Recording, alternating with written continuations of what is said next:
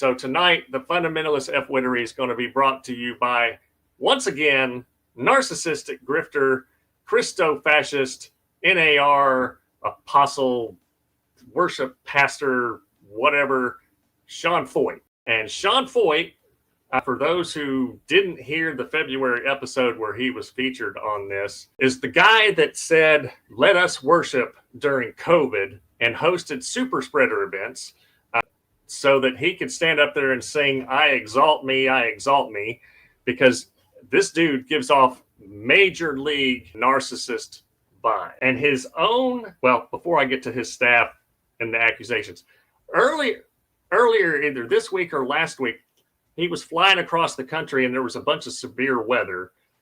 And he made a video claiming that the delays because of tornadic weather was spiritual warfare against him, as if he's something super special and Satan controls the weather. I mean, that's the kind of, delusions of grandeur and narcissistic thinking.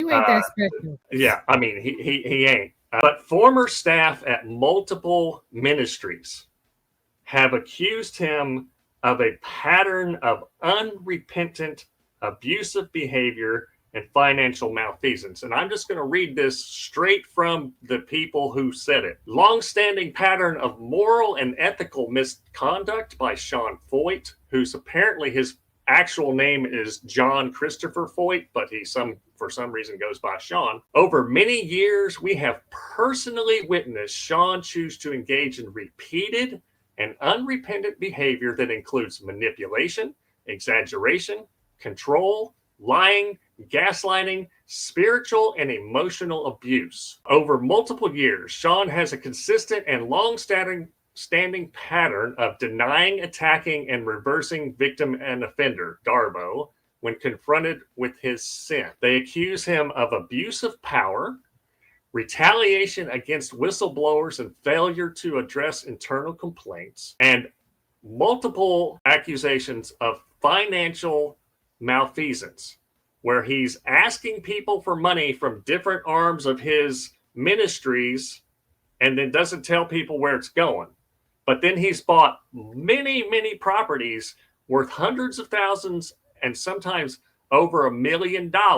And he's also used funds to fund the ministry funds, the nonprofit ministry funds that aren't taxed because he claims to be a church, for personal expenses. And he's a narcissist because in one of the other things that they said was that he demands absolute loyalty. And that sounds an awful lot like Donald Trump. I feel the need so heavy for us to pray.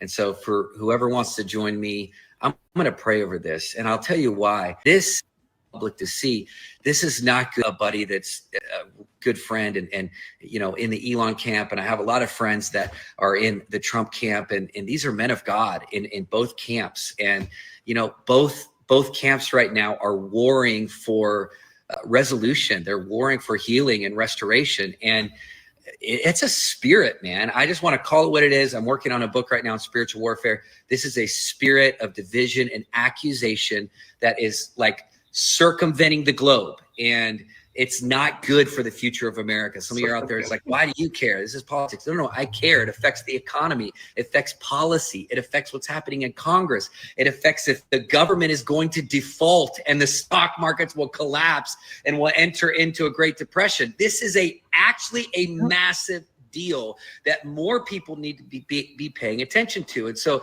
I just want to take 2 minutes right now, and I want you to pray with me.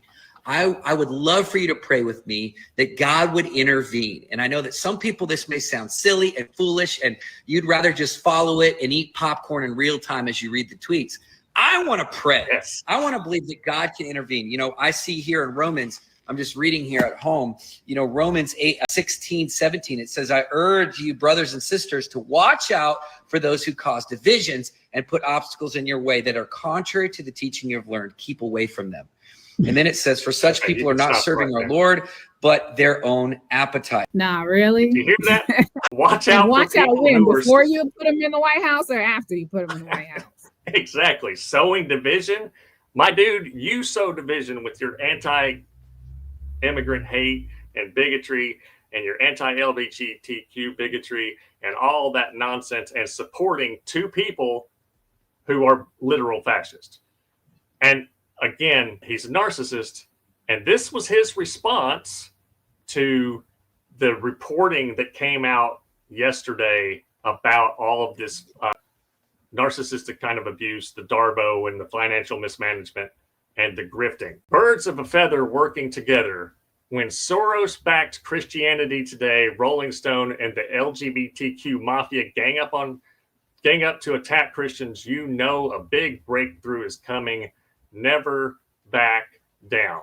Now, that Soros comment, that is an anti-Semitic trope. Mhm. That a Jewish rich person is controlling all the things. And Christianity What does Today, Soros have to do with anything? who knows? A rich person was just working, sitting in office beside Trump until a couple of days ago. Right, but he's Jewish, so they got to throw that Jewish, puppet master, money grubbing, usurer kind of anti-Semitic trope in there. And Christianity Today is a pretty conservative theological magazine. And then Rolling Stone and the LGBTQ mafia. Now, what do gay, lesbian, trans, and questioning people have to do with your financial malfeasance, your narcissistic abuse? No, Nothing.